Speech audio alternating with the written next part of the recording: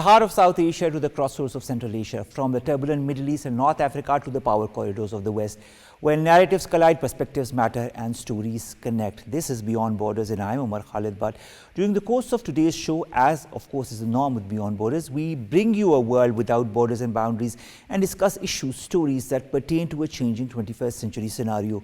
We'll begin with the top stories of the day, or as we call them, region lines.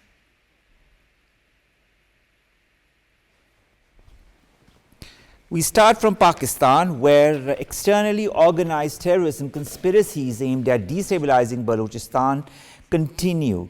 Evidence suggests a nexus involving India and foreign elements behind such attacks. Weapons and equipment recovered from the slain terrorists are foreign-made and valued at millions of rupees. Also seeks for justice, General Counsel Gurpatwant Singh Pannu says that BLA terrorist attack in Balochistan is sponsored by Modi's India and is a direct attack on US Trump administration's interests.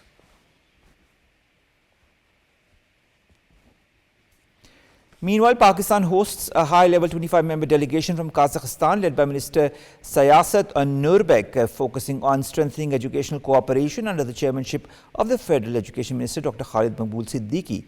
Both sides review existing collaboration and explore new avenues in higher education, research and innovation.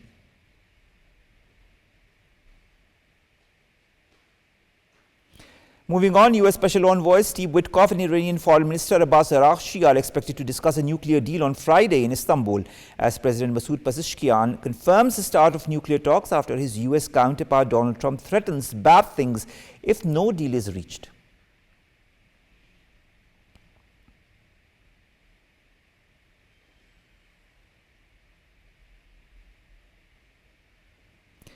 Lastly, Israel reopens the Rafah crossing between Gaza and Egypt, allowing Palestinians in urgent need of medical care to leave.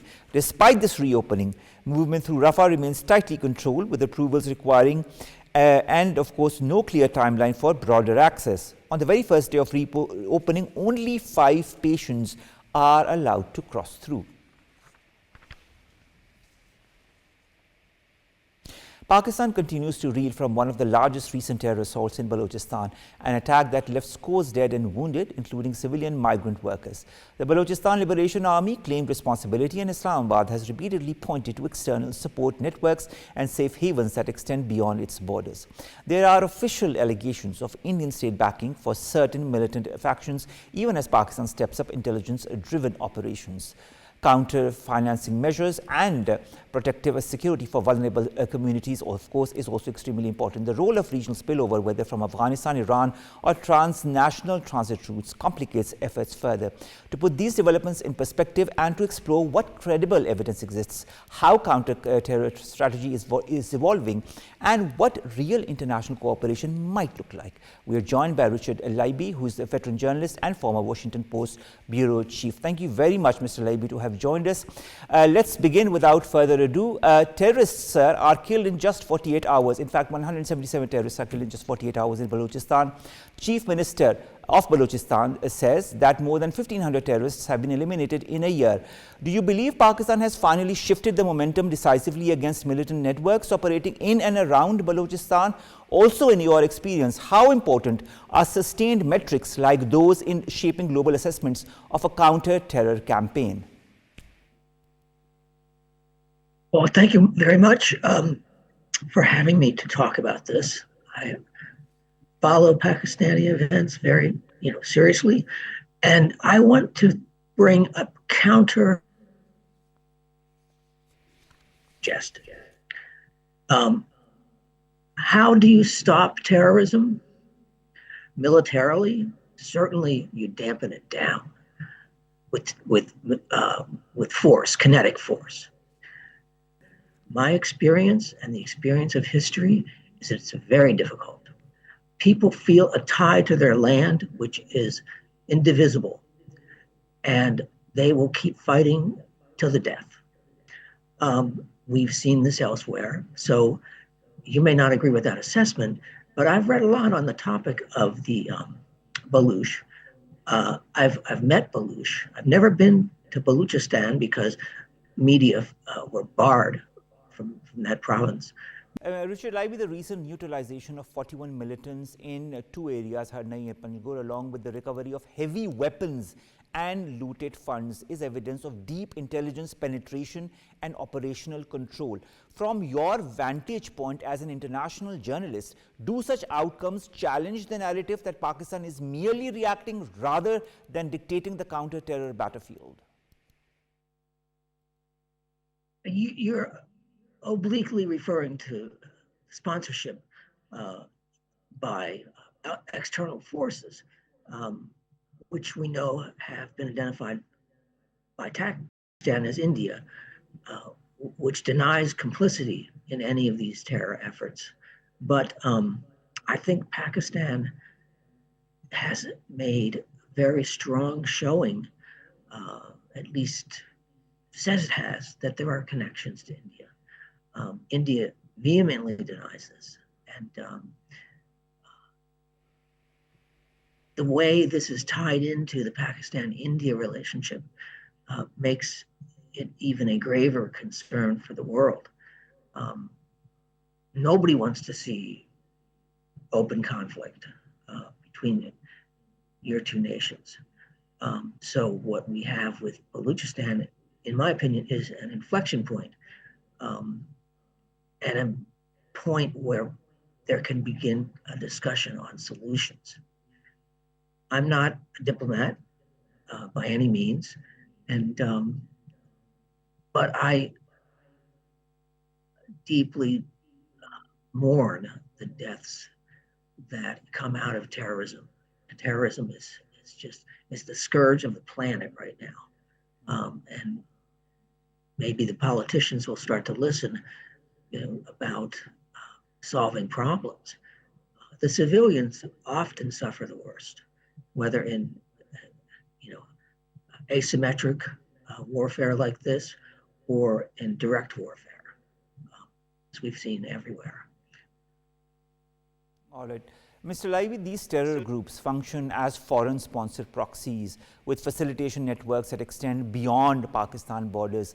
Now, given documented recoveries, interrogation leads, and repeated United Nations monitoring references to cross-border militancy, do you think, as a seasoned journalist, that the international media applies a higher evidentiary threshold when Pakistan raises the issue of external backing? I think you're right. I think that there's a bit of more of a level playing field needed, because Pakistan still suffers. The White House, that is Donald Trump, has taken a more objective approach. I don't know. You just announced it. Steve Witkoff is coming to Islamabad. There are definitely strengthening ties between Pakistan and Washington. This summer indicated that quite a bit. So I would think when terror acts like this break out into the international realm, it means it's time to be transparent. If Pakistan has evidence of Indian involvement, it ought to be put out there, not as quickly as possible, but behind the scenes in diplomatic channels, to say we've got to put our cards on the table. All right. Richard Leiby, when a US designated terror group like the BLA or the Fitna al-Hindustan targets civilians in Balochistan, it is not only an attack on Pakistan, but also on US strategic and economic interests, particularly at a time when Washington is encouraging investment and regional stability. From, of course, again, your perspective, that is that of an international journalism standpoint, is this dimension, direct impact on American interests, sufficiently recognized in Western media coverages of the event? Western media encompasses a lot. You'll find outlets like The Guardian and Al Jazeera, which is not a Western necessary media, they broadcast in English, paying closer attention. But I'm going to use a very cynical phrase that an editor told me when I started doing some reporting abroad. And he said, just remember, war is God's way of teaching Americans geography. They don't pay attention much to international affairs. They are focused on, what's bread cost at my grocery? Who's my local council chairman? Is my school district any good? I would suspect very few Americans know about this situation. And the Western media could do more to cover it, but no doubt about that. But the international media do a better job because international events affect, Europe, China, South Asia, every other place. But America still is a distant shore. We have interest in that in Pakistan, very deep interest. Sadly, I don't think many people in America were paying attention to Gaza. I'm going a little bit off script here, but terrorists are very smart. They might seem like a blunt instrument, but their tactics are designed to gain a certain attention. Even if they're destructive to their own aims, they carry out what they do because they are wedded to an ideology.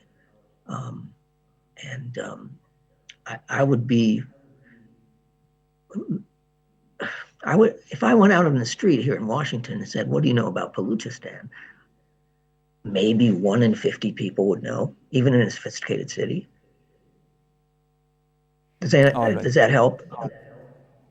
It does. It does. It does help us understand the perspective that the Western nations or the Western media has. But in your point of view, you've just given us a small example of how much of knowledge people in Washington have as far as Balochistan is concerned. Anyways, the post-attack narrative pushed by Indian media and policy voices and branding such incidents that have happened in Balochistan very recently as a wake-up call appears designed to undermine investor confidence and deter US engagement with Pakistan.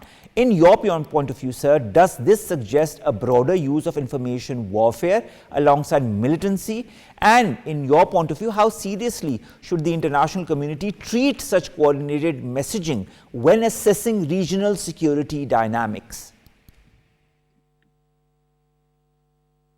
When people asked me what it was like to work in Pakistan, I said, it's like trying to gather news from several planets.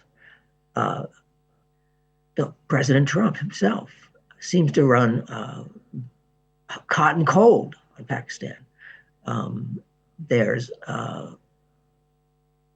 not much confidence I would have. I know the State Department has taken positions on Baluchistan, which is a very good thing. And I think your question may be media driven. The media focus largely on conflict, especially, military conflict. Here's the problem with that focus. The first casualty in war is the truth. That's not my observation, but it rings true from my experience having been in Iraq, Afghanistan, Gaza, other conflict zones. Everybody wants their truth to be told. They just don't want to be told how to tell it, and they don't want to cover. They want to cover up elements of it. So the public sits back and doesn't know what to believe in a lot of cases. But we have a much wider playing field now with social media, with TikTok, with Facebook. Name the medium, where people are pushing out their agendas through information warfare. As you pointed out, information warfare is a real part of warfare right now, more so than any time in my lifetime, certainly. So my media perspective is, to your viewers, watch programs like yours, Omar, and keep digging deeper and suspect everything. Don't believe anything solidly. Make yourself the journalist. How do I, deal with this question. How does it affect me? Things that are important to gaining your viewers and education. Mr. Leiby, I won't take much of your time, but the last question regarding our conversation tonight is concerning Afghanistan. Terrorism emanating from the Afghan soil has reached an intolerable level, and that is no longer a bilateral dispute, but a regional and international security concern. What are the risks of escalation if Afghanistan continues to deny responsibility while attacks intensify within Pakistan? Wow, you've put your finger on a real troublesome point. It seems like the United States is never done with Afghanistan, is it? And their attacks going forward, I think, will get more attention. And that means politically there must be more attention paid in Washington. Washington is already strongly supporting Pakistan's military and its defense against terrorism. Because they understand the consequences and the possibilities for real regional inflammation, as it were, things getting worse. I would just say I can't see much into the future myself, but I think that this issue that you just raised will be on the table in some places, think tanks, Congress, State Department, at some point. Crises move in a way that is very selective in Washington. Does it affect my voters? Does it affect economics? You see this with what the president has done with tariffs in various places in the world. I mean, you've got in Balochistan a wealth of extractable minerals. You've got a deep water port, Gwadar, and you've got things that other countries would covet, and they'll try to go after them in whatever conduit is possible, including terrorism. All right. Thank you very much, Mr. Richard Leiby, former bureau chief of the Washington Post, joining us all the way from the US and giving us your perspective as far as terrorism in Pakistan is concerned, with the latest incidents that have, of course, been the talk of the world that concern Balochistan as well. And of course, Pakistan's armed forces have reacted and have thwarted all such designs very swiftly. The result, 177 terrorists have been sent to hell. Next, we turn our focus to Kazakhstan's remarkable rise in science and higher education, driven by reforms, global partnerships, and a clear emphasis on innovation and research. From modernizing universities to investing in technology and human capital, Kazakhstan is positioning itself as a regional hub for knowledge and scientific excellence. At the same time, Pakistan and Kazakhstan are exploring new avenues of cooperation in higher education, research exchange, and scientific collaboration, partnerships that could benefit both nations and the wider region. To discuss these developments and the future of the trajectory of bilateral cooperation, I very recently interviewed Mr. Sayasat Nurbek, Minister for Science and Higher Education of the Republic of Kazakhstan. Let's take you there.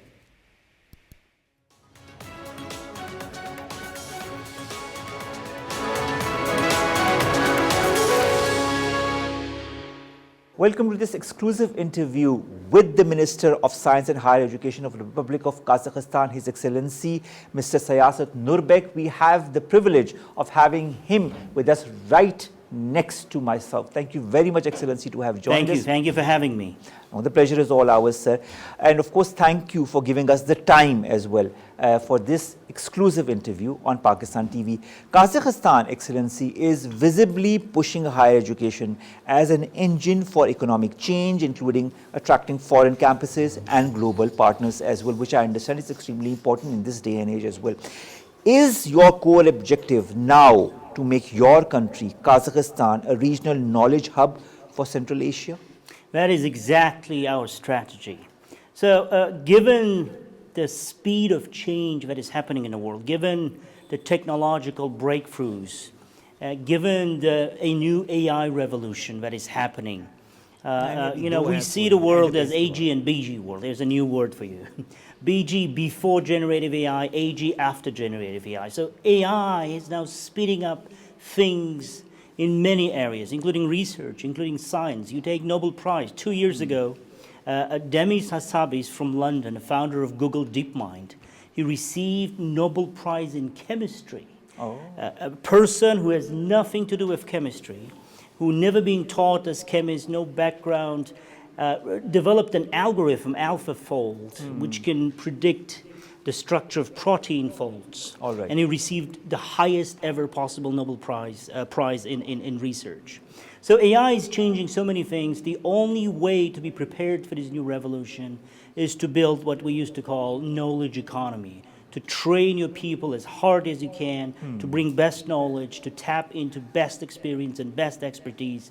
So what we did in the last 4 years, we traveled around the globe and we brought good universities to Kazakhstan, best universities, I would say. We have 3 Russell Group universities at the moment, Cardiff, Exeter, Queen's University of Belfast. We have #1 mining school in the world, Colorado School of Mines, establishing its School of Mines in Kazakhstan. We're negotiating with University of Oxford to have an Oxford Research Center in Kazakhstan. We just made a deal with Cavendish Lab of Cambridge University to open a mirror lab in Kazakhstan. We signed up with AstraZeneca to put Kazakhstan on pharmaceutical and clinical trials map. And it's very successful. It's getting a lot of momentum for 3 reasons. One, governments around the globe in traditional academic mobility centers like UK, North America, Canada, Australia, Europe, are tightening visas, tightening migration rules to have less international students, which hurts some of these great universities. So it helps us to deal with them and bring them to our part of the world. 2, demographics. And Pakistan is a great symbol of this new demographic landscape. So only 2 regions in the world now produce enough babies. It's Africa and our region, Central Asian and Global South. And Pakistan is on the rise with very high childbirth rate, with almost one of the youngest countries in the world, in fact. True. In Kazakhstan, we have really big dynamics. India, Southeast Asia is not the childbirth growth engine anymore.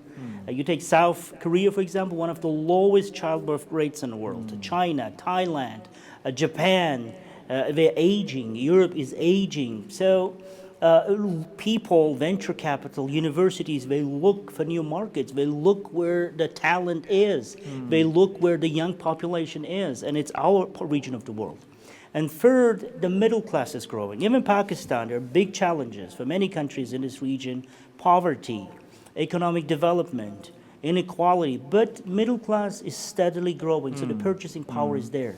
So Kazakhstan indeed is becoming academic and research hub for the region, and we are ready to partner with Pakistan to provide access to world quality education and world quality research for these young people and young talents from Pakistan. Excellency, you talk about collaborating with Pakistan. Before we go to that, at one moment in time in the recent past, you said that transformation is not theoretical. I'm going to quote you. You said transformation is not theoretical, it's already underway. Now, what are the 2 or 3 hard key performance indicators in your point of view that you want the world to judge you by the year 2029 in rankings, in patents, in startup creation, in export research, or in graduate employability? Right. So we have to be very pragmatic, very pragmatic. If we follow those high-level indicators like number of ranked universities, number of patents issued, number of articles published, they were not necessarily creating economic good or adding value to our economy. So there was this great example of some really great universities founded in Emirates 10, 20 years ago. Good research. They were able to bring some really good professors, good articles, good publishing activity. But then local businesses said, but what good it does for me, what good it does for creating value for my industry, what good it brings in terms of innovation and creating products. So we want to be very pragmatic. We want to focus on number of startups and spin-off companies generated by our universities in close link with local industries. We want to create value, and there's a new dimension of KPI we're adding to our universities. It's called impact. All right. So you can do good research, produce so many great number of articles. You can do some good academia, so your students are employable, but then you have to create economic impact. And there's a great example of a university called Queen's University of Belfast in Northern Ireland. So they have a Belfast City impact engine. So university and faculty members, professors, have to do teaching, have to do research, but then have to create impact. And it's in their KPIs to create programs for the city development, to create innovation centers that help to battle, to challenge the problems the city has, the region has, the country has.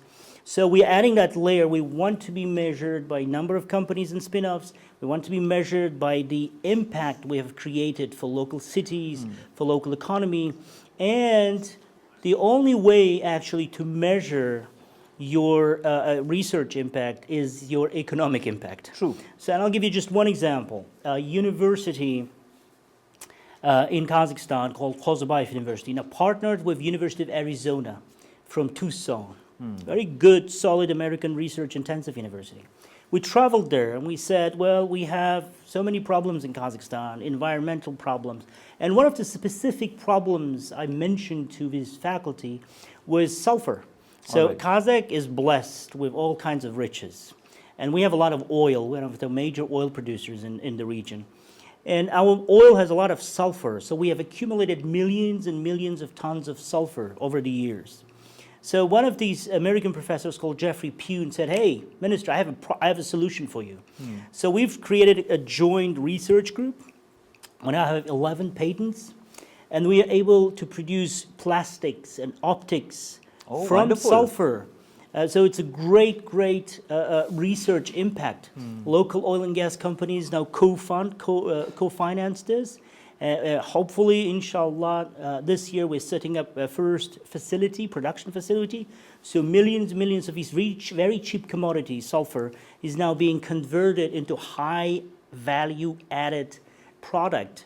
Lenses for the glasses, high-end polymers for bulletproof glasses, for plastics, for Lego, for toys, for all kinds of, from these really cheap kind of a byproduct of oil production. So we want to be measured by real things. We want to be measured by economic impact our research and academic hub brings to economy. That's very interesting, to be measured by the economic impact, and impact is one keyword that you've used. Speaking of impact, let's talk about the impact that your visit is going to have as far as Pakistan, Kazakhstan, collaboration, cooperation in your field is also concerned. Pakistan has a huge youth bulge, you've talked about it as well, and a strong demand for STEM pathways. Now, Kazakhstan is building infrastructure, you're building labs and internationalized programs as well, some of which you've indicated during the course of our interview. Would you support a Pakistan-Kazakhstan joint science and higher education track with dual degree programs, for example, co-supervised PhDs, shared research labs in priority areas that you deem important for both the countries? Yes, and that's exactly our mission here. So our president is coming with a state visit. We have to support our president. Today, we opened 3 joint research centers. NUST, National University of Science and Technology, opened a research center in collaboration with our leading technical university, Satbayev University. We focus on mining, machinery, robotics, nuclear research. So we want to use this center as academic mobility, student exchange, faculty exchange. But this is just the foundation. This is just the first step. The next steps would be build joint programs. And we are ready to co-fund joint degree programs, master and PhD programs.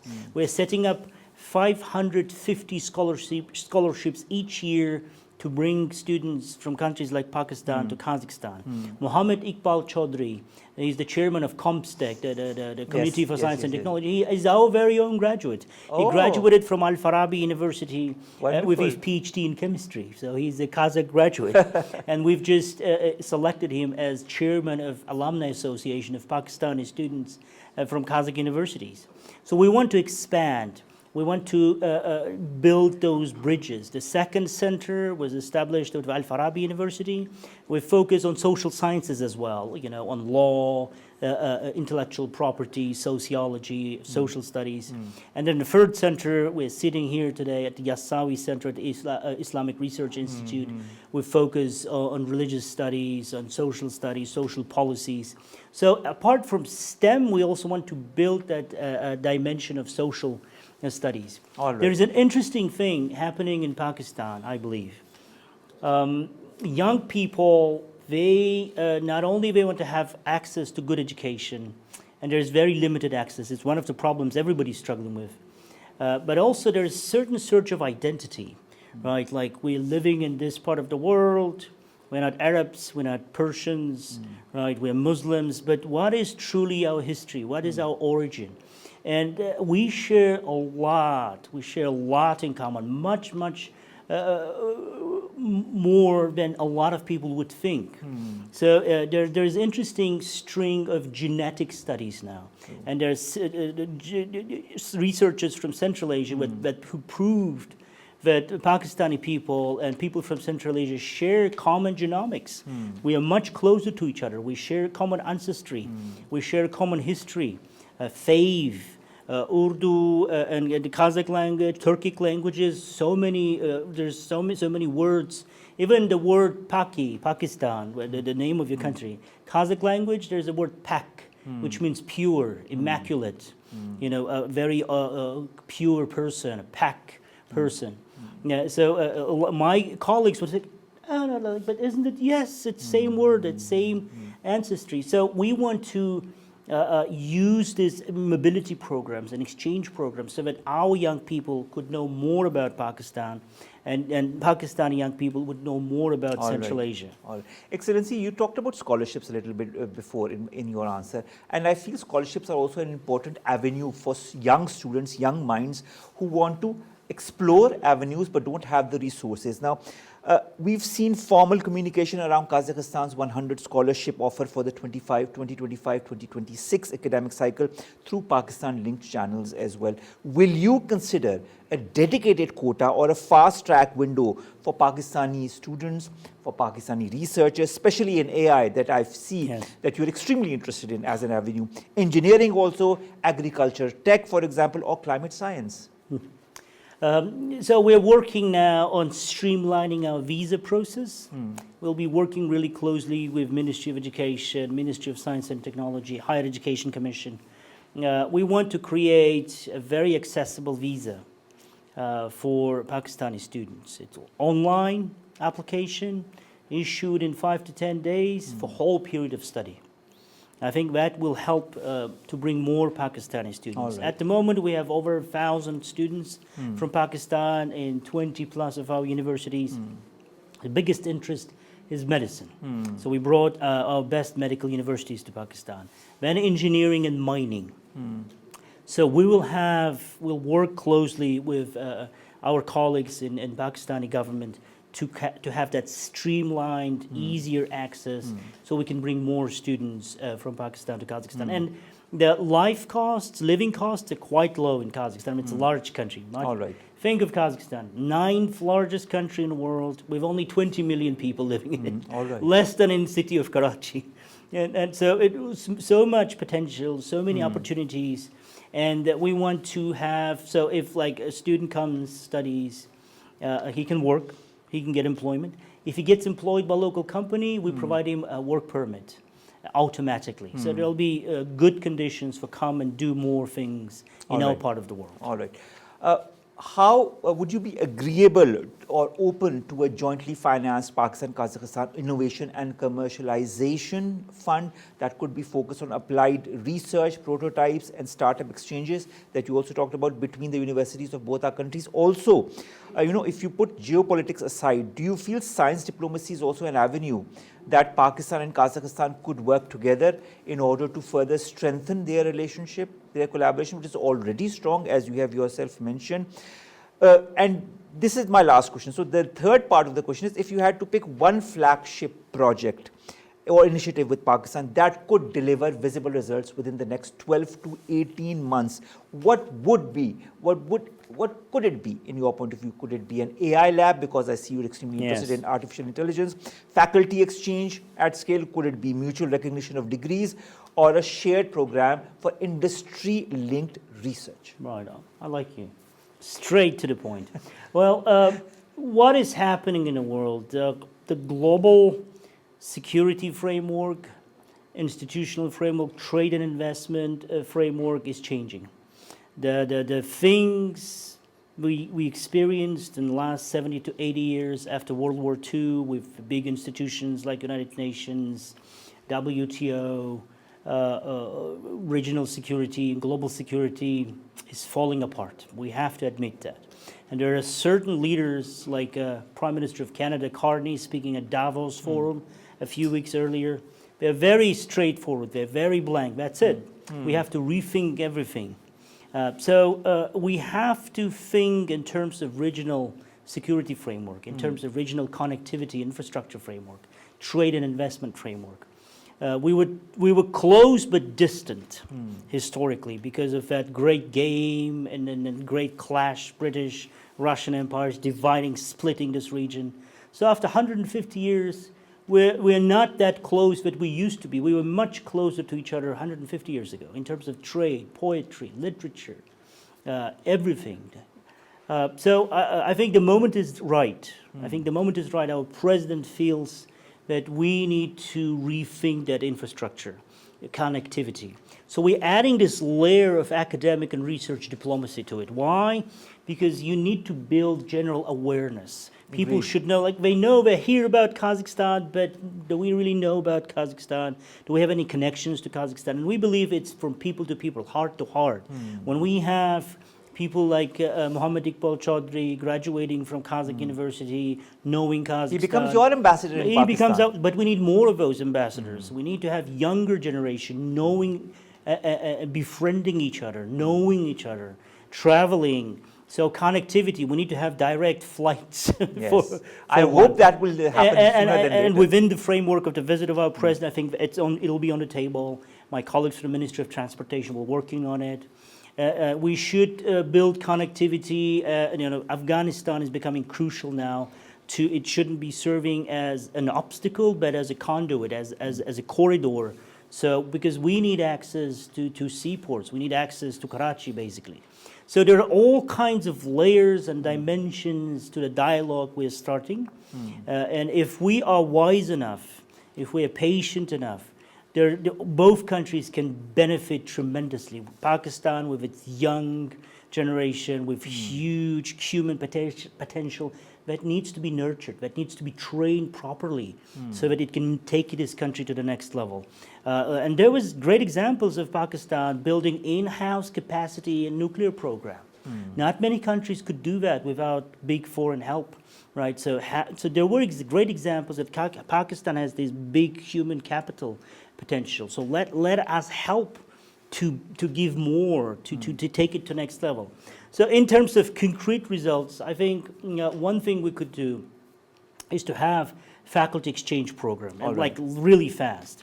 We'll work on it. We have special funding for the faculty exchange because to really get to next level, to shared labs or shared resources, you need to have some faculty and professors from Pakistani universities come to Kazakhstan, see the potential, build the bridges, meet the people. Then you'll have all kinds of new collaborations coming up. AI is big on our agenda. One great thing about Kazakhstan, we invested a lot in digital competencies. We've brought 2 national supercomputers. Not many countries in the region have that kind of computing power. So our first national supercomputer is ranked 86th in the world, second 103rd in the world. You know, they do the rankings every year. All right. But last year, our combined computing power was 36th in the world. So we made it to top 550. And it's the largest computing power in the region. We have 4 supercomputers at our national universities.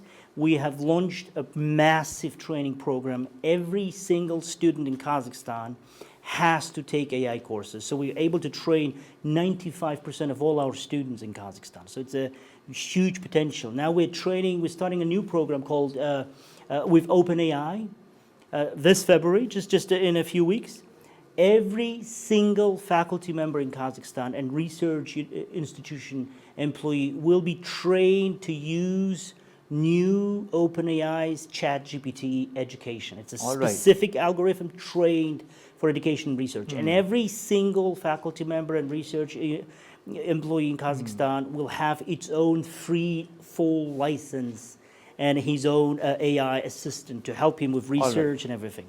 So this kind of new interesting experience we are willing to share with Pakistan because the potential is there. We just need to take it to the next level. So what is the flagship initiative? I gave you 3-4 choices. What would be your first choice? Well, we are establishing a new AI university, a university fully enabled by AI, and we focus on AI research. All right. So this is something we could do with our Pakistani colleagues. All right. Finally, before we let you go, any message for Pakistan?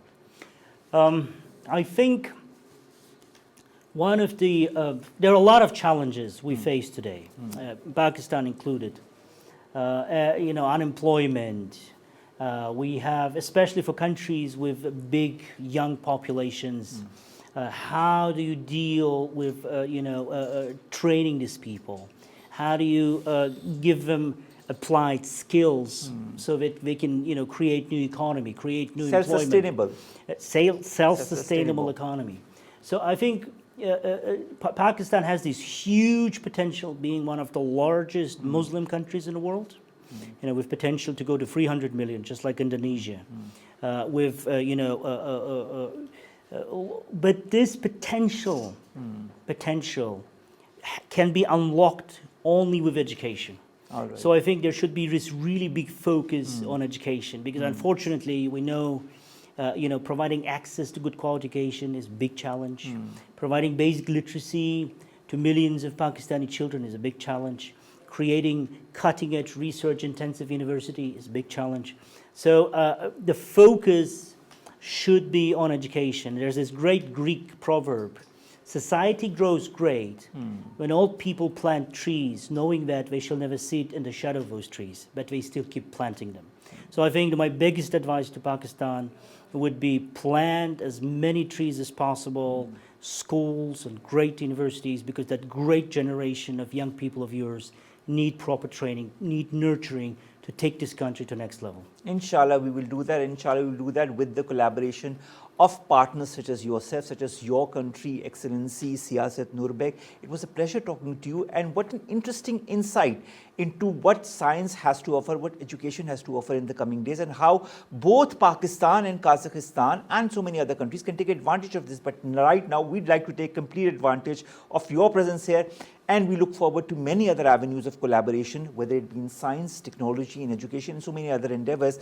Your president is coming here. We wish him all the very best, and we wish you all the very best. Thank you. And I hope this will be the first of many trips that you will take to Pakistan in order to further strengthen this collaboration between the two countries. Thank you again very much.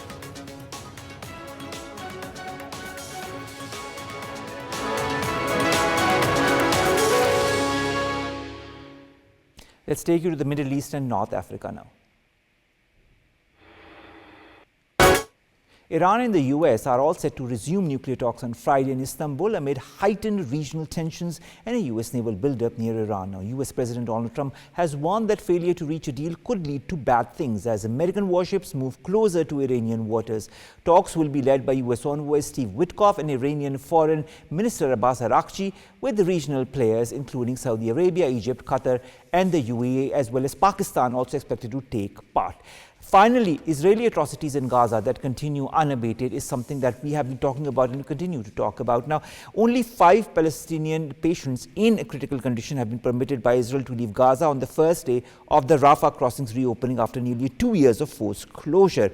The killings continue in Khan Yunus. There was a Palestinian that was killed, and of course on the diplomatic effort also that is taking place, Palestinians' envoy to the UN has sent letters to senior UN officials urging immediate international action to address the desperate situation that the people in Palestine are in. I hope the world is listening. With that, we come to an end of today's Beyond Borders. We'll see you inshallah tomorrow. Till then, stay tuned right here on Pakistan TV.